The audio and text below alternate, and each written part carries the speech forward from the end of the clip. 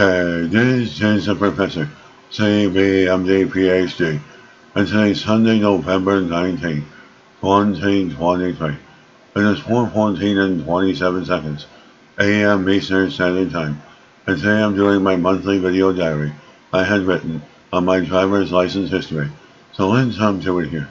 And before we get started, don't forget to check out my website, ProfessorWill.ca, so let's jump to it here.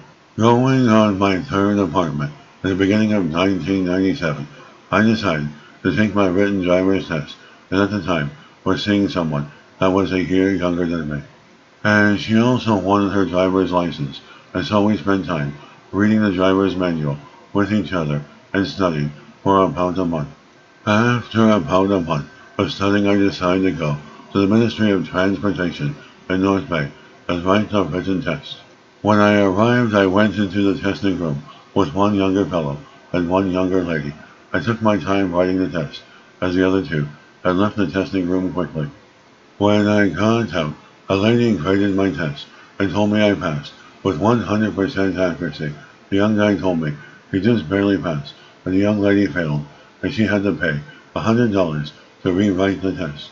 And then, about a year later, I decided to take the A1's driver in school course because I had zero driving experience, and my parents didn't trust me to practice with their vehicles. Because I was a constant dreamer and dozed off a lot, and was on heavy sedative psychiatric drugs, which impaired my judgment, my parents didn't trust me to drive. I was really motivated to get my driver's license, so I paid like $400 to go to the A1 driver's school for a week's training.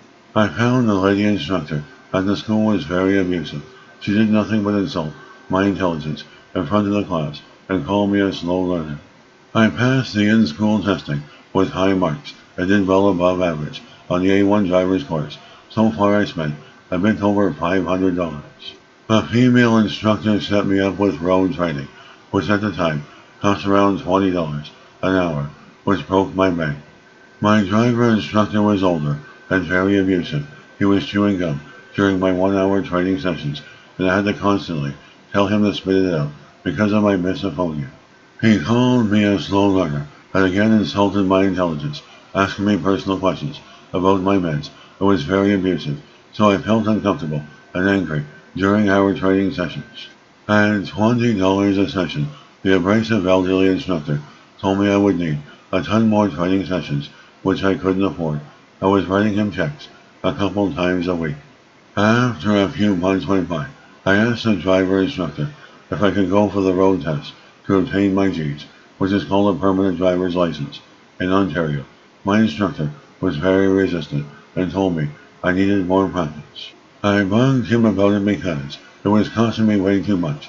Then he said you can try, but it would cost me another $400 to rent a certified car at the Ministry of Transportation to take the final road test. He scheduled a time and date in the summertime of 1999. Then he changed the scheduling without my notice, knocked on my door early in the morning when I was in bed in the middle of having it with my girlfriend. I told my girlfriend I had to leave and was a mess. I smelled and didn't have time to shower. I was so embarrassed, hopped in my clothes quickly, and ran out the door. My driver instructor was really rude that morning, insulting my intelligence and calling me names during our drive to the Ministry of Transportation.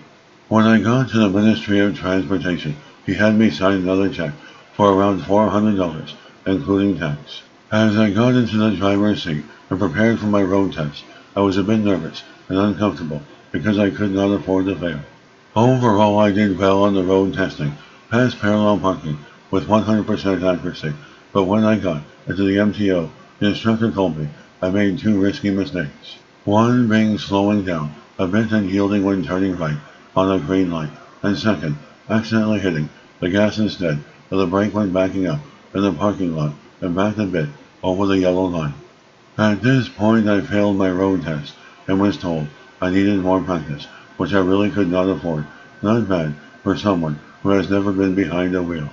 After failing my road test, I reported the training instructor for abuse and misconduct and got another road instructor about a year later. It was now costing like $30 a lesson.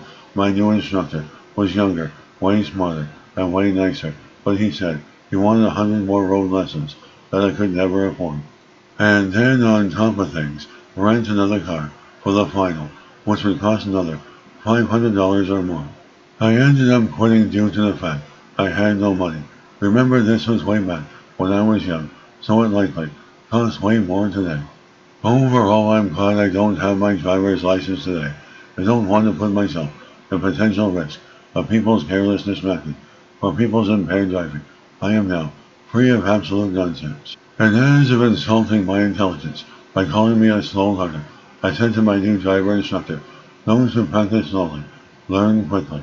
In other words, I'm a quick learner, so let's replace that slow learner label with diligent, while everyone else in the classroom sped through with below average marks or average marks. I was above average. I was scoring 100% accuracy on my written testing and exams, while everyone else in the classroom went out on smoke breaks and sped through the material. I scored above average and beyond, never smoked or done mood-altering substances in my lifetime, but have been impaired by forceful pharmaceuticals, which made me just want to stay home, sleep and lie in bed with my girlfriend. My monthly video diary was written and produced by me, the professor, scientist, philanthropist, writer, mathematician, and leader of research. And this video diary was written and created for educational purposes only. Hope you enjoyed listening. Until next time, have an awesome day.